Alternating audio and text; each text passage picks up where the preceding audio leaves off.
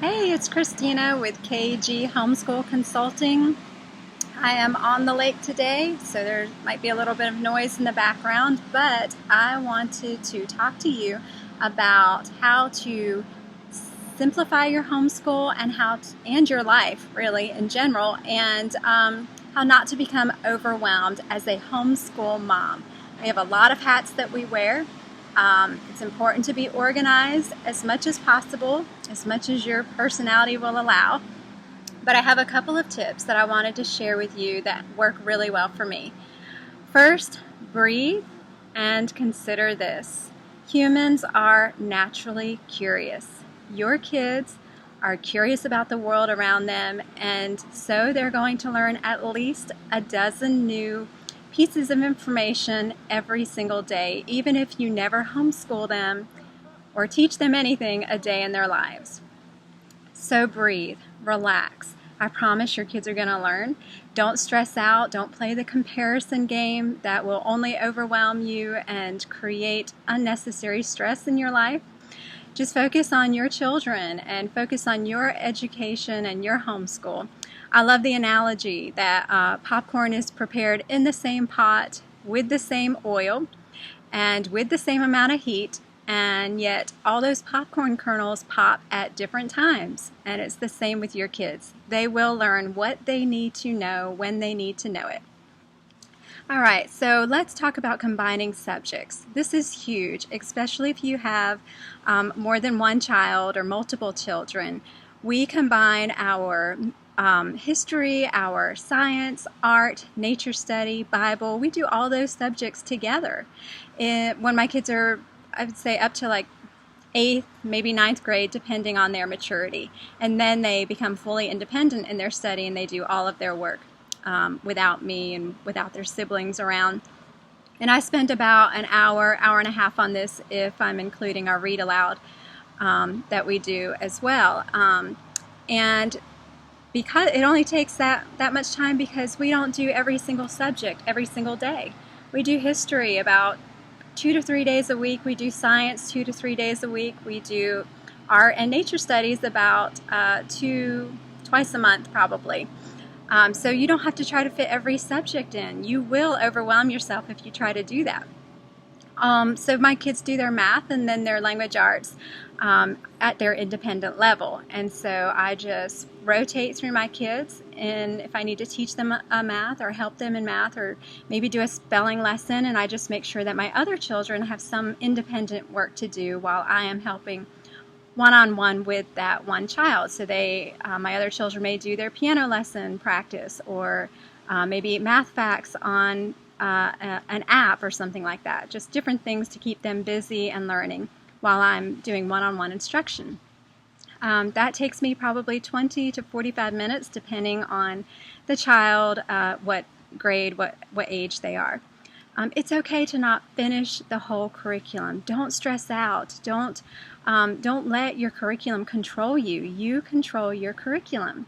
If you don't finish that curriculum, yes, it is the ultimate goal, but it's not a big deal. Sometimes if we don't finish our curriculum, I will just stop where we left off and pick it up in August. Or sometimes I just ditch it and move on to the next level, depending on what it is and what I feel like my child has learned. This is okay. This works. I was hoping to finish my son's spelling book, and we got probably 3/4 of the way through it, and our last day of school arrived, and I said, okay, we're going to stop right here. We will pick it back up in August. Not a big deal. That will, I feel like, come natural to you as you are homeschooling your first year. You probably will be more stressed out about it, but eventually, hopefully, you will also get more comfortable with that too. Take breaks. Be creative with your breaks in your schedule too. We homeschool 8 weeks and then we take a week off. We do that throughout our whole school year, and then we take off 2 months in the summer. I love this schedule. I started it probably 4 years ago, and it is how we school every single year. Our breaks always fall on holidays, so that works out really nicely. I have a friend who schools only 3 days a week, and they school year-round. They only take a break when they're on vacation or it's a holiday. So there's lots of different ways. You can do a traditional schedule and follow the school year if you like. It's up to you. You get to create your schedule. You can also think about homeschooling 4 days a week instead of 5. That's what we do. We school 4 days a week, and then we have our 5th day, which is either a co-op, if our co-op is going on then, or we may do field trips or catch-up. That's also our house cleaning day. So you don't have to feel like you have to do school every single day of the week. Again, your kids can still learn things. You can have them, read or focus on math facts on that 5th day if that makes you feel better. All right, many hands make light work. This is huge because when your kids come home to homeschool, they're in the house more often, which means they're making more messes. But they also have more time to help with the chores. If your child is under 7, they won't be as effective with actually helping clean up, but you can still give them a dustpan and a broom and have them sweeping while you're, doing the dishes, or, have them clean their room, which eventually you will have to help them facilitate that, but at least it keeps them busy while you're doing your cleaning. Once my kids hit 7, though, they are fully capable of efficiently helping with some chore jobs. By the time my son was 7, he was emptying out all of the bathroom trash cans. He cleaned up his room. He does his vacuuming. That probably started when he turned 8. He vacuums his own bedroom. And when he was 7 or 8, he started doing his own laundry. So they are capable at that time. And I'm not one of those like super homeschooling moms who teaches my kids how to do all their stuff independently. Like really, I would rather just get the work done myself because I know they're not going to do it as well. But I promise you, they can begin to do those kind of chores when they reach 7, 8 years old. For the laundry, you just have to get creative. I make sure that there's a step stool in there because obviously they're not tall enough to reach inside the washer. I will use powder detergent because they can't use the little spout on the liquid, or I might just help them with that part until they're old enough to handle it. So you modify so that you can make those chores work for them. Figure out when is the best time for you to clean. Maybe it's 30 minutes every morning. Or, lots of families have 1 or 2 15-minute pickup times where they have a special cleanup playlist. And the whole family just runs around and cleans up the house and picks up all their toys and things like that. Maybe you have one special afternoon. We clean on Friday afternoons. And all of my girls and my son, they do the vacuuming. And I clean the bathrooms. And we all share dusting. And then all of them do their own laundry. So one child does it on Monday, one on Tuesday, one on Wednesday, and so on and so forth. So, yes, get them involved with the chores. They can even, help with cooking and things like that. My kids do dish duty every night, so I don't have to clean up the kitchen after dinner. Be as organized as you are able with meal planning and grocery shopping. This is huge because when you've been schooling all day, you don't have time to think about and plan what you're going to eat for dinner. I keep a list of my top 20 meals that are my sort of go-to meals that we eat all the time. I keep it in my phone so that I can quickly go there and say, okay, we can have this. Or, when I'm making my meal plan for the week, I always make my meal plan on Friday. I do my online shopping and then pick up my groceries over the weekend. So this helps me just remember what are those go-to meals. I would say that unless you love cooking and you like being creative in the kitchen, now is not the time to get creative in the kitchen. Just get that dinner on the table and move on to the next thing. I wanted to tell you about something that I just taught my kids this past summer. I decided to try out teaching my kids, my teenagers, how to cook a meal from start to finish without my help. So I basically spent the summer with each one of them, teaching them to make a meal, and we did it several times throughout the summer so that by the time a month was up, they knew how to fully prepare a full meal for me without my help at all. So every once in a while or once a week, I'll schedule them to cook a dinner, and I don't have to cook it. They know exactly what to do in the kitchen. They know how to handle the meat and all of that. Try to simplify your child's outside activities like dance, piano, things like that. This is a tough one, I know, because we want our kids to do all the things. I have 5 kids, so I have to be diligent on this one or I will totally overwhelm myself. I do a couple of things to keep this as manageable as possible.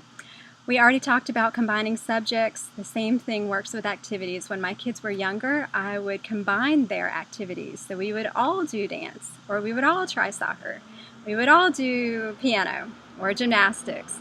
That worked out great for a really long time, but now that they're getting older, they have their own specific interests, and so now they have where they choose one activity that they can do. Any kind of sport, any kind of whatever, they get to choose. I also require them to do some kind of music lesson. They can choose their instrument, but they have to play a musical instrument. It's just important to me. I feel like it's great for coordination, creativity, memory, and lots of different things. So the other thing that we do is we do a co-op one day a week. So that's 3 things. They get their one activity, piano lessons, and then our co-op. Now if you do the math with lots of children, that's still a lot of activities, still a lot of running around, but I still keep it manageable and it's not overwhelming to me because you got to find your village to raise and homeschool your children. So I have found trusted friends who do the same activities that we do, and we carpool. My parents happen to live close by, so they help cart kids from one location to the other, one activity to the other. All super helpful ways to keep me from getting overwhelmed with all the activities that we're involved in. So if you can find some people to carpool with, that will help you out tremendously. I found a piano teacher who can teach all of my kids back to back. So I drop them off at 2:30 and I pick them up at 4:30, and all 4 of my kids do their piano lesson.